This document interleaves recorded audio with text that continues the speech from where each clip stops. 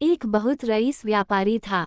अगर वह चाहता तो आसानी से एक पूरी सड़क और एक छोटी गली चांदी के सिक्कों से मरवा सकता था, पर वह ऐसा बेवकूफ़ नहीं था। वह अपने पैसे का अच्छा इस्तेमाल करता था। वह एक तांबे का सिक्का भी तब तक नहीं देता था जब तक कि बदले में चांदी का सिक्का न मिल जाए। वह एक होशियार व्यापारी था, पर वह भी हमेशा जिंदा नहीं रह सकता था। उसके मरने के बाद उसके बेटे को उसका सारा पैसा मिला। वह जमा करने से ज्यादा खर्च करने में होशियार था। वह हर रात को पार्टियों में जाता था, रुपयों से पतंगे बनाता था। यही नहीं, जब समुद्र के किनारे जाता था तो पत्थर तैराने की जगह सोने के सिक्के तैराता था। जल्दी ही उसके सब रुपए खत्म हो गए। अब उसके पास सिर्फ 4 आने, एक जोड़ी घिसा हुआ जूता और एक पुराना कोट बचा। उसके सब दोस्त उसे छोड़ गए। वे ऐसी अजीब पोशाक वाले आदमी के साथ दिखना भी पसंद नहीं करते थे। उसका एक दोस्त इतना दयालु था कि उसने उसे एक पुराना बक्सा दिया और कहा कि इसमें अपना सामान डालकर निकल जाओ। उसके पास बक्से में डालने के लिए कुछ नहीं बचा था, इसलिए वह खुद ही उसमें बैठ गया। यह एक अजीब बक्सा था। उसका ताला दबाने पर वह उड़ सकता था। व्यापारी के बेटे ने वही किया और बक्सा उसे लेकर उड़ने लगा। वह चिमनी में से निकलकर ऊपर बादलों में दूर, बहुत दूर उड़ता गया। बक्सा चरमरा रहा था। उसमें बैठा लड़का डर रहा था कि कहीं उसका तला ही न निकल जाए, क्योंकि तब वो बहुत ऊंचाई से गिर जाता। पर ऐसा नहीं हुआ। बक्सा उड़ता हुआ सीधा तुर्कों की जमीन पर जाकर उतरा। व्यापारी के बेटे ने बक्सा जंगल में पत्तों के नीचे छिपा दिया और पैदल शहर की तरफ चल दिया। किसी ने उसकी तरफ ध्यान नहीं दिया, क्योंकि टकी में सभी कोट और स्लीपर पहने घूमते हैं। रास्ते में उसे बच्चे को उठाए हुए एक आया मिली। वह बोला, ओ तुर्की आया, शहर के बाहर दाहिनी तरफ ये कैसा किला है जिसकी खिड़कियां इतनी ऊंची हैं कि राक्षस के अलावा वहां कोई झांक नहीं सकता। उसने जवाब दिया, वहां राजकुमारी रहती है। इस भविष्यवाणी के बाद कि एक प्रेमी उसे बहुत दुख पहुंचाएगा, उसे वहां रखा गया है, जिससे कि राजा रानी के महल में न होने पर कोई उससे न मिल सके। व्यापारी के बेटे ने उसे धन्यवाद कहा और वापस जंगल की तरफ भागा जहां उसने अपना बक्सा छिपाया था।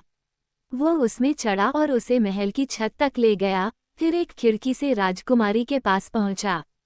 वह एक सोफे पर सो रही थी। वह इतनी सुंदर थी कि व्यापारी का बेटा उसे छूए बिना नहीं रह सका। वह जाग गई और एक अजनबी को देखकर डर गई, पर लड़के ने उसे बताया कि वह तुकों का भगवान है और हवा में उड़कर उससे मिलने आया है। राजकुमारी यह सुनकर खुश हो गई।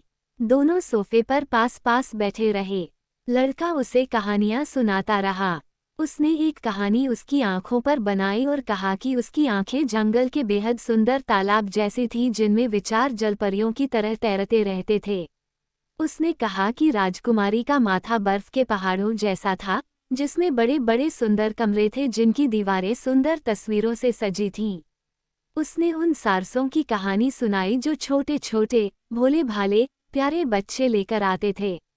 उसकी कहानियां बड़ी अच्छी थीं। कहानियां सुनाने के बाद उसने राजकुमारी के सामने शादी का प्रस्ताव रखा और उसने हामी भर दी। वह बोली, तुम शनिवार को फिर आना। उस दिन राजा रानी शाम की चाय के लिए आते हैं। उन्हें बड़ा गर्व होगा कि मैं तुकों के भगवान से शादी कर रही हूँ। पर ध्यान रखना कि उन्हें अच्छी सी परियों की कहानी सुनानी होंगी।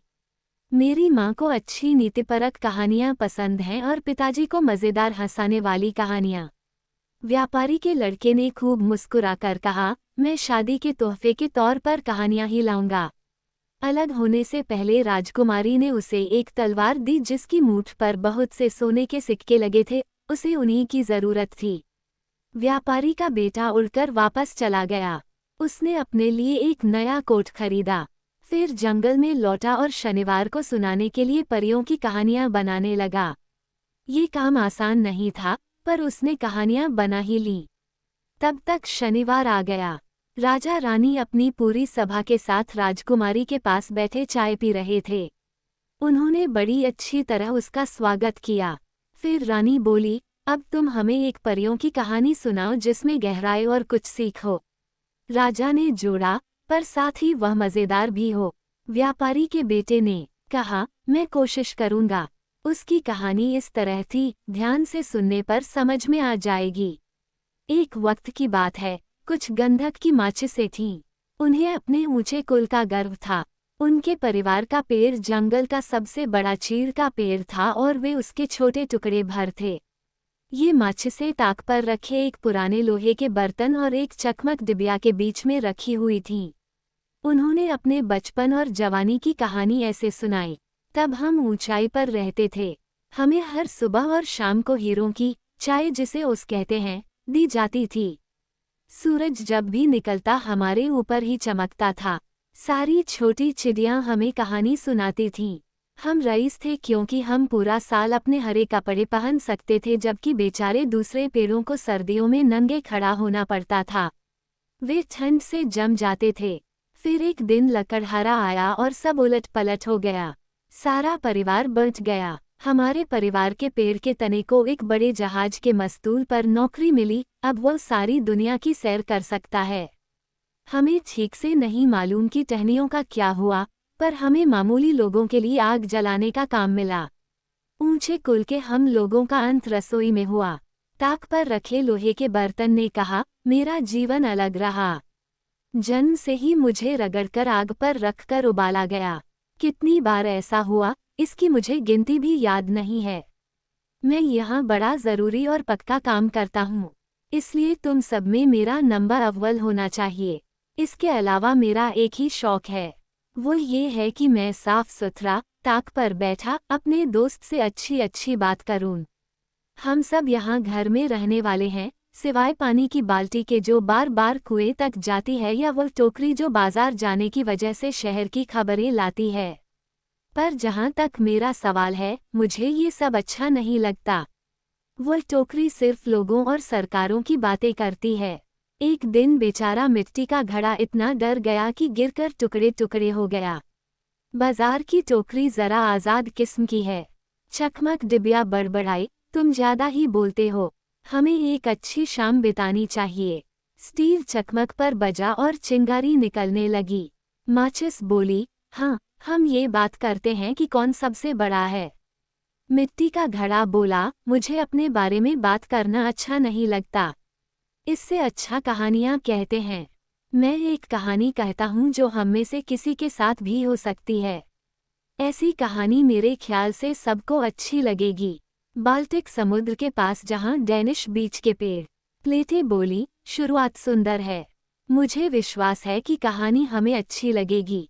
मिट्टी का घड़ा बोलता गया, एक शांत घर में मेरी जवानी बीती। हर हफ्ते मेज कुर्सियों पर पॉलिश की जाती थी। हर दूसरे दिन फर्श धोए जाते थे और हर 15 दिन बाद पर्दे धोकर प्रेस किए जाते थे। पंखों वाले झाड़न ने कहा, तुम बड़े रोचक ढंग से कहानी सुनाते हो। तुम्हारी बातचीत में ऐसी सफाई है जैसे कोई औरत कहानी कह रही हो। पानी की बाल्टी खुशी के साथ हवा में उछलती हुई बोली, सच, बिल्कुल सच। मिट्टी के घड़े ने अपनी कहानी सुनाई, शुरू की तरह बीच और आखिर भी मनोरंजक था। सारी प्लेटों ने एक साथ ऐसी आवाज की जैसे तारीफ कर रही हों। पंखों वाले झाड़न ने अजवाइन के पौधे की माला सी बनाकर घड़े को पहनाने की तैयारी की। उसे पता था कि बाकी सब चिढ़ जाएंगे, पर उसे लगा कि आज किसी की इज्जत करो तो कल वह तुम्हारी इज्जत करेगा। बड़ा चिमटा बोला, चलो नाचते हैं, और वे सब नाचने लगे। हे भगवान, वे कैसे टांगे फैला सकते थे। कोने में रखी कुर्सी का कवा उन्हें देखने की कोशिश में बीच में से 2 टुकड़ों में फट गया। नाचना खत्म होने पर चिमटा बोला, हमारे लिए पत्तों की माला कहाँ है। तब उन्हें भी माला पहनाई गई। माचिसों ने कहा कुछ नहीं, पर मन में सोचा, ओछे छोटे लोगों की भीड़। समोवा भी गाने वाली थी। फिर बोली कि उसे ठंड लग गई है, पर यह सच नहीं था। वह घमंडी है, सिर्फ खाने वाले कमरे में मालिक मालकिन के सामने गाती है।